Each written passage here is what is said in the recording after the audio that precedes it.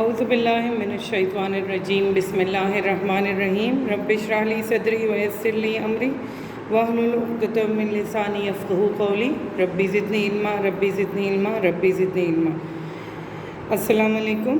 آج کا جو ہمارا ٹاپک ہے وہ غزوہ حنین کے بارے میں ہے۔ آپ کو اچھی طرح پتہ ہے کہ غزوہ وہ جنگ جس میں نبی پاک صلی اللہ علیہ وآلہ وسلم نے شرکت کی اسے غزوہ کہتے ہیں، اور حنین یعنی یہ غزوہ حنین کے مقام پر میدان وادی حنین میں یہ لڑی گئی، اس لیے اس جنگ کو غزوہ حنین کہتے ہیں۔ یہ ہمارے پاس بک پیج نمبر 32 پہ ہے۔ اب آ جاتے ہیں اس کی تفصیل پہ۔ سب سے پہلے ہم غزوہ حنین کا پس منظر پڑھیں گے، یعنی اس کا پس منظر کیا تھا، یعنی اس کی وجہ کیا تھی اس غزوہ کی۔ آپ کو اچھی طرح پتہ ہے، ابھی ہم نے چیپٹر پڑھا فتح مکہ کا، کہ فتح مکہ کے بعد اسلام جو ہے وہ عرب کے بہت سے حصوں میں، بہت سے علاقوں میں وہ پھیل گیا تھا۔ جو عرب کے رہنے والے لوگ تھے وہ قریش کے ڈر سے مسلمان نہیں ہوئے تھے، وہ قریش سے ڈرتے تھے کہ وہ ہمیں نقصان نہ پہنچا دیں، اور وہ اس انتظار میں تھے کہ کب مسلمان جو ہیں وہ مکہ واپس آئیں گے اور مکہ کو فتح کریں گے تاکہ ہم بھی آزادی کے ساتھ اسلام جو ہے وہ قبول کر سکیں۔ اب فتح مکہ کے بعد جو سب کے سب لوگ تھے وہ اسلام کے دائرے میں داخل ہو گئے، اور جس کی وجہ سے عرب کے کچھ قبیلوں کی ہمت نہ رہی کہ وہ اسلام کا مقابلہ کر سکیں، یعنی وہ جب انہوں نے مسلمانوں کی طاقت دیکھی فتح مکہ کے موقع پر تو پھر ان کی ہمت نہ رہی کہ وہ مسلمانوں کا مقابلہ کر سکیں۔ لیکن اسی مکہ اور طائف کے درمیان دو قبیلے تھے، بنو ثقیف اور بنو حوازن۔ یہ دو قبیلے آباد تھے، اور ان دو قبیلوں نے جو ہیں وہ مسلمانوں کے ساتھ اتحاد نہ کرنے کی بات کر لی، اور یہ بہت بہادر اور سرکش قبیلے تھے۔ جب انہیں فتح مکہ کی خبر سنی تو وہ بہت زیادہ پریشان ہو گئے، اور انہوں نے سوچا کہ اب تک محمد صلی اللہ علیہ وآلہ وسلم اپنی قوم قریش سے مقابلے کی وجہ سے ہماری طرف متوجہ نہیں تھے، یعنی اب تک نبی پاک صلی اللہ علیہ وسلم قریش کے ساتھ مقابلے میں لگے ہوئے تھے، وہ ان کو طرح طرح کی تکلیفیں دیتے تھے، اور نبی پاک صلی اللہ علیہ وسلم ان کے ساتھ مقابلے میں مصروف تھے۔ تو اب جب قریش کی طاقت جو ہے وہ ختم ہو گئی ہے فتح مکہ کے بعد، تو اب وہ جو ہے وہ کیا کریں گے، اب وہ قریش سے فارغ ہونے کے بعد ہماری خبر لیں گے۔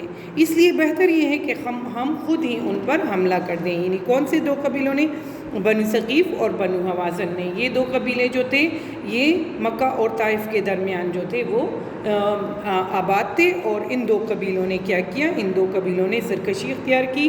وہ اس بات سے پریشان ہو گئے کہ نبی پاک صلی اللہ علیہ وسلم اب ہم پر حملہ کریں گے، تو ان کے حملہ کرنے سے پہلے ہی ہم خود ان پر حملہ کر دیں۔ ان دو قبیلوں نے چند دوسرے قبیلوں کو بھی اپنے ساتھ ملایا اور لشکر لے کر مکہ کی طرف روانہ ہوئے اور وادی حنین میں اترے۔ یعنی آپ کو میں نے پہلے بھی بتا دیا کہ اس غزوہ کا نام غزوہ حنین اسی لیے رکھا گیا کہ یہ وادی حنین میں یہ غزوہ ہوا تھا۔ حملے کی تیاری۔ بنو ثقیف اور بنو حوازن کے چند دوسرے سرداروں کو بھی اپنے ساتھ ملایا۔ کفار نے 4000 کا لشکر تیار کیا۔ کفار کے 4000 کا لشکر تیار کرنے کے بعد انہوں نے اپنے سردار مالک بن عوف، یعنی کفار کا سردار تھا مالک بن عوف نے مشورہ دیا کہ اپنی جو خواتین ہیں، بچے ہیں اور جو مال مویشی ہیں، ہم ان کو بھی ساتھ میدان جنگ میں اپنے ساتھ لے جائیں گے تاکہ کوئی بھی شخص جو ہے وہ کمزور پڑ کر میدان سے بھاگ نہ جائے، میدان سے فرار نہ ہو جائے۔ اب اسلامی لشکر کی تیاری۔ یہ اطلاع پا کر، یعنی کون سی اطلاع، یعنی حملے کی تیاری کی اطلاع پا کر، بنو ثقیف اور بنو حوازن کے قبیلوں کے حملے کی اطلاع پا کر نبی پاک صلی اللہ علیہ وآلہ وسلم جو ہیں وہ مکہ کی طرف بڑھے، اور ان کے پاس ساتھ جو ہے وہ 12000 کا لشکر تھا، جس میں 10,000 مہاجرین تھے اور 2000 نو مسلم تھے۔ نو مسلم یعنی جو فتح مکہ کے موقع پر جو ابھی مسلمان ہوئے تھے، 2000 نو مسلم تھے جو فتح مکہ میں مسلمان ہوئے تھے۔ اب تک یہ اسلامی لشکروں میں سب سے بڑی تعداد تھی۔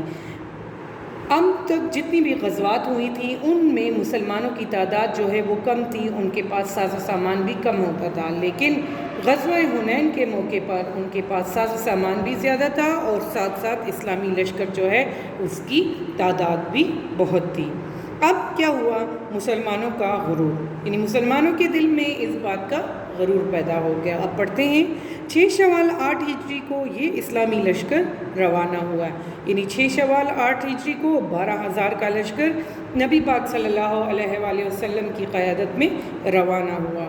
اس زبردست لشکر کی شان و شوکت دیکھ کر بعض مسلمانوں میں غرور پیدا ہوا اور ان کی زبان سے بے اختیار نکلا کہ اس لڑائی میں ہم نہیں ہار سکتے، یعنی مسلمانوں کے دل میں جو ہے وہ غرور پیدا ہو گیا کہ اس لڑائی میں ہم نہیں ہار سکتے۔ کیوں؟ کیونکہ ہمارے پاس ساز و سامان بھی زیادہ ہیں اور لشکر کی تعداد بھی زیادہ ہے۔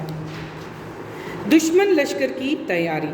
اب اسی دوران دشمن لشکر پہلے سے ہی مسلمانوں کے خلاف گھات لگائے ہوئے تھا، پہلے سے ہی انہوں نے تیاریاں جو ہیں وہ شروع کی تھیں، اس لیے کہ وہ وادی حنین پہلے سے ہی پہنچ چکے تھے۔ دشمن لشکر پہلے ہی سے مختلف جگہوں میں تاک لگائے ہوئے تھے، یعنی مختلف جگہوں میں انہوں نے نشانہ لگایا ہوا تھا۔ مسلمانوں کے آنے سے پہلے، مسلمانوں کے وادی حنین پہنچنے سے پہلے ہی انہوں نے تاک لگائی ہوئی تھی، یعنی وہ مختلف جگہوں پہ اپنے مورچے جو ہے وہ بنائے ہوئے تھے۔ دشمن ایک تنگ اور مشکل درے میں گھات لگائے ہوئے تھے، نشانہ لگائے ہوئے تھے، اور ان دروں پر انہوں نے اپنے بہترین جو تیر اندوز تھے ان کو بٹھائے رکھا تھا کہ جیسے ہی مسلمان یہاں پہنچیں گے آپ نے ان پر حملہ کرنا ہے۔ جب لشکر اسلام کا اگلا حصہ وہاں پہنچا تو انہوں نے اتنے تیر برسائے کہ مسلمان کمزور پڑ گئے۔ جب اسلامی لشکر کا اگلا حصہ وہاں پہنچا تو انہوں نے اتنے تیر برسائے کہ مسلمان جو تھے وہ کمزور پڑ گئے۔ جب پچھلے دستوں نے انہیں کمزور ہوتے ہوئے دیکھا تو وہ بھی کمزور ہو گئے اور سارا لشکر جو ہے وہ تتر بتر ہو گیا، یعنی وہ سکیٹرڈ ہو گیا، وہ پھیل گیا، ان میں بے ترتیبی جو ہے وہ پھیل گئی۔ اللہ تعالیٰ کی مدد۔ اس پسپائی کا ظاہری سبب تو یہی بے ترتیبی تھا، یعنی اس کمزوری کا سبب جو تھا وہ بے ترتیبی تھا کہ دشمن جو ہے وہ پہلے سے ہی مقابلے کے لیے تیار تھے، اور جیسے ہی مسلمان جو ہے وہ میدان جنگ میں اترے انہوں نے ان پر حملہ کرنا شروع کر دیا، جس کی وجہ سے وہ کمزور پڑتے گئے۔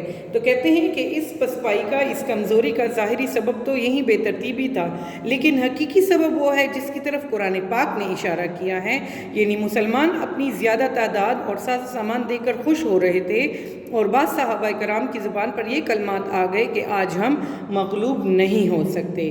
اللہ تعالیٰ نے غیبی لشکر بھیج کر مسلمانوں کو یہ سمجھایا کہ ہماری فتح اور شکست ہمارے ہاتھوں اور تیروں اور تلواروں کا کھیل نہیں، بلکہ اس میں اللہ کی مدد شامل ہوتی ہے۔ یعنی جب مسلمان کمزور پڑ گئے تو نبی پاک صلی اللہ علیہ وآلہ وسلم مقابلے کے لیے میدان میں آگے بڑھتے گئے تو اللہ تعالیٰ نے غیبی امداد جو ہے وہ بھیجی، غیبی لشکر جو ہے وہ بھیجا، اور وہ مسلمانوں کے ساتھ مقابلہ کرنا انہوں نے شروع کر دیا۔ تو اللہ تعالیٰ نے مسلمانوں کو یہ بات بتائی کہ ہم جتنی بھی ہمارے پاس تیر ہیں، تلواریں ہیں، ہماری تعداد جو ہے وہ زیادہ ہیں، تو جب تک اللہ تعالیٰ کی مدد شامل نہیں ہوتی تو ہم مقابلہ نہیں کر سکتے۔ اب کیونکہ غزوہ بدر میں کم لشکر اور ساز و سامان کے ساتھ فتح اور غزوہ حنین میں شکست کا یہی راز ہے، یعنی آپ نے غزوہ بدر کے بارے میں پڑھا کہ مسلمانوں کی تعداد جو تھی وہ 313 تھی اور ان کے ساتھ ساز و سامان بھی کم تھا، لیکن پھر بھی اللہ تعالیٰ نے ان کو فتح نصیب فرمائی۔ کیونکہ ان کو اللہ تعالیٰ پر بھروسہ تھا، اللہ تعالیٰ پر توکل تھا، اور اس غزوہ حنین میں انہوں نے غرور کیا، انہوں نے تکبر کیا، جس کی وجہ سے ظاہری طور پر ان کو تھوڑا سا کمزور ہونا پڑا۔ مسلمانوں کی ہمت۔ رسول اللہ صلی اللہ علیہ وسلم اس وقت 2 زرہیں پہنے ہوئے تھے۔ زرہیں آپ جانتے ہیں جو جنگی لباس ہوتا ہے، زرہیں۔ آپ صلی اللہ علیہ وسلم نے جب چاروں طرف سے حملہ آوروں کو بڑھتے اور اپنے لشکر کو کمزور ہو کر بھاگتے ہوئے دیکھا تو آپ صلی اللہ علیہ وسلم نے کے حکم سے حضرت عباس نے ایک دلیرانہ آواز لگائی، دلیرانہ یعنی ایک بہادرانہ آواز انہوں نے لگائی، جس سے مسلمانوں کے اکھڑے ہوئے قدم جم گئے، جس سے مسلمان جو کمزور ہو گئے تھے، ظاہری بات ہے چاروں طرف سے ان پر حملے ہو رہے تھے، تو جو وہ کمزور ہو گئے تھے تو حضرت عباس کی آواز پر ان کے قدم جو ہیں وہ ایک جگہ جم گئے اور دونوں اطراف سے مقابلہ شروع ہو گیا، یعنی مسلمانوں اور کافروں دونوں طرف سے جو ہیں انہوں نے مقابلہ شروع کر دیا، ورنہ اس سے پہلے مسلمان جو تھے وہ کمزور ہو گئے تھے۔ آپ صلی اللہ علیہ وسلم نے زمین سے ہاتھ میں ملٹے اٹھا کر دشمن کی طرف پھینکی، جس کو اللہ تعالیٰ نے مخالف لشکر کے ہر سپاہی کی آنکھ میں اس طرح پہنچا دیا کہ کوئی ایک آنکھ بھی اس سے بچ نہ سکی۔ آخر دشمن کمزور ہو کر بھاگ گیا اور دشمن کا لشکر 2 حصوں میں بٹ گیا۔ یعنی جب غیبی لشکر اللہ تعالیٰ نے بھیجا اور ساتھ ہی نبی پاک صلی اللہ علیہ وآلہ وسلم کے اس عمل سے کیا ہوا، جب دشمن جو ہے ان کو کچھ دکھائی نہ دیا، جو ان کی آنکھوں تک وہ مٹی کے ذرے جو ہیں وہ پہنچ گئے، جس کی وجہ سے دشمن جو ہے وہ کمزور ہو گئے اور کچھ جو ہے وہ مقابلہ کر رہے تھے اور کچھ دشمن جو ہیں وہ بھاگ رہے تھے۔ اب کیا ہوا، جو بھاگ گئے ان کا حال دیکھیں۔ دشمنوں کا لشکر مالک بن عوف اپنے سپاہیوں کو لے کر قلعہ طائف میں جا ٹھہرا۔ دوسرا گروہ جو کہ اہل و عیال اور مال و زر پر مشتمل تھا، مال و زر یعنی ان کے پاس مال و اسباب تھے، ان پر مشتمل تھا، وہ اوطاس کی گھاٹی میں جا چھپا۔ یعنی جو دشمنوں کا لشکر تھا وہ پہلے سے انہوں نے 2 حصوں میں بٹ گئے۔ پہلا لشکر جو تھا وہ مالک بن عوف کی قیادت میں کہاں چلا گیا، قلعہ طائف میں جا کر چھپ گیا، اور جو دوسرا گروہ تھا وہ اہل و عیال اور مال و زر پر مشتمل تھا، وہ کہاں چھپ گیا، وہ اوطاس کی گھاٹی میں جا چھپا۔ نبی پاک صلی اللہ علیہ وآلہ وسلم نے قلعہ طائف کے محاصرے کا حکم دے دیا۔ محاصرہ یعنی گھیر لیا، یعنی قلعہ طائف کو نبی پاک صلی اللہ علیہ وسلم نے اور صحابہ کرام نے اس قلعے کو جو ہے وہ اس کا محاصرہ کر دیا، اس کو گھیر لیا، اور اوطاس کی طرف یعنی جو اوطاس کی گھاٹی تھی اس طرف ابو عامر اشری کو مامور فرمایا۔ ابو عامر اشری نے وہاں پہنچ کر دشمن کے اہل و عیال اور مال و زر پر قبضہ کر لیا۔ یعنی انہوں نے ابو عامر اشری نے بہت آسانی سے اس اوطاس کی گھاٹی میں جو دشمن کے مال و زر تھے اور ان کے جو اہل و عیال تھے ان پر قبضہ کر لیا، جس کی وجہ سے وہ کافر جو تھے وہ آٹومیٹکلی وہ کمزور پڑ گئے۔ نبی پاک صلی اللہ علیہ وسلم کو اس لشکر کی کامیابی کا علم ہوا۔ کون سے لشکر؟ یعنی جو اوطاس کی گھاٹی پر حملہ کیا تھا انہوں نے، اور وہاں پر جو ان کے مال و اسباب اور مال و زر کو انہوں نے اپنے قبضے میں کر لیا، تو نبی پاک صلی اللہ علیہ وسلم کو ان کی کامیابی کا علم ہوا، تو اور قلعہ طائف کا جو محاصرہ تھا وہ انہوں نے آسانی سے ختم کر لیا۔ کیوں؟ کیونکہ ان کو پتہ چل گیا کہ وہ مسلمان جو تھے ان کو اوطاس کی گھاٹی میں فتح حاصل ہوئی ہے، اس کی وجہ سے بھی کافر جو ہیں وہ کمزور پڑ جائیں گے۔ اوطاس میں 24,000 اونٹ، 4,000 بکریاں، 4,000 اوقیہ چاندی اور 6,000 قیدی مسلمانوں کے ہاتھ لگ گئے۔ یعنی یہ مال غنیمت اوطاس کی گھاٹی میں مسلمانوں کے ہاتھ لگ گیا۔ نبی پاک صلی اللہ علیہ وسلم ابھی میدان جنگ کے قریب ہی ٹھہرے تھے کہ قبیلہ حوازن کے 6 سردار آئے اور معافی کی درخواست انہوں نے کی۔ ان میں سے وہ لوگ بھی تھے جنہوں نے طائف میں نبی پاک صلی اللہ علیہ وآلہ وسلم پر پتھر برسائے تھے، اور آخری مرتبہ وہاں سے حضرت زید نے آپ کو بے ہوشی کی حالت میں اٹھا کر لائے تھے۔ یعنی جب نبی پاک صلی اللہ علیہ وسلم نے لوگوں کو اسلام کی دعوت دی اور انہوں نے طائف کے لوگوں کو اسلام کی دعوت دی، تو انہوں نے بجائے نبی پاک صلی اللہ علیہ وسلم کی دعوت قبول کرنے کے انہوں نے کیا کیا، انہوں نے نبی پاک صلی اللہ علیہ وسلم کے ساتھ برا سلوک کیا اور ان پر پتھر برسائے اور انہیں لہو لہان کر دیا۔ آپ نے بنو حوازن کے سرداروں سے ارشاد فرمایا کہ میں نے تمہارا بہت انتظار کیا، جب تم نہ آئے تو میں نے مال و اسباب اور تمام قیدی لشکر پر تقسیم کر دیے۔ یعنی جو مال غنیمت ہمارے ہاتھ لگا تو وہ سارا مال غنیمت ہم لوگوں نے لشکر میں تقسیم کر دیا۔ 2 چیزوں میں ایک چیز کو اختیار کر لو، مال و اسباب لے لو یا اپنے اہل و عیال کو چھڑا لو۔ وفد نے کہا، یعنی جو 6 سرداروں کا جو وفد تھا انہوں نے کہا کہ ہم جو ہیں وہ اہل و عیال کو زیادہ عزیز رکھتے ہیں، ہمارے اہل و عیال ہمارے حوالے کر دیں، اور جو مال غنیمت آپ کے پاس ہیں وہ آپ لے لیں۔